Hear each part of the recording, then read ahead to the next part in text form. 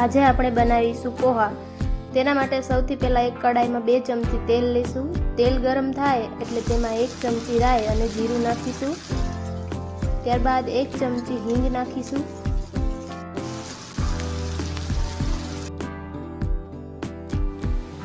ત્યારબાદ લીલો લીમડો નાખીશું। 2 કાપેલા મરચાં નાખીશું। 1 ઝીણી સમારેલી ડુંગળી નાખીશું અને 1 ઝીણું સમારેલું ટમાટર નાખી બધું સારી રીતે મિક્સ કરી અને તેને થોડીવાર માટે પાકવા દઈશું। હવે સ્વાદ અનુસાર નમક નાખીશું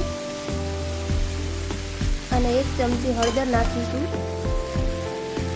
બધું મિક્સ કરી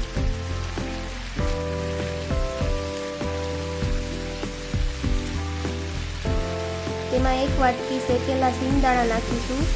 1 ચમચી ખાંડ નાખીશું અને બધું સારી રીતે મિક્સ કરી થોડીવાર માટે પાકવા દઈશું। બધું સારી રીતે પાકી ગયું છે તો હવે તેમાં આપણે પલાળેલા પૌવા એડ કરી સારી રીતે મિક્સ કરી લઈશું।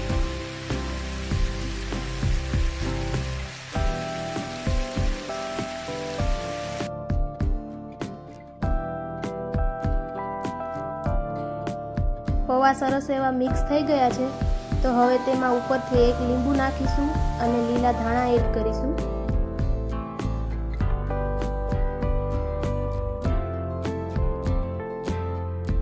હવે પૌવાને એક ડીશમાં સર્વ કરીશું। ઉપરથી થોડી અમથી સેવ નાખીશું અને લીલા ધાણાથી ગાર્નિશ કરીશું। તો તૈયાર છે આપણા સ્વાદિષ્ટ પૌવા। એકવાર જરૂરથી બનાવજો।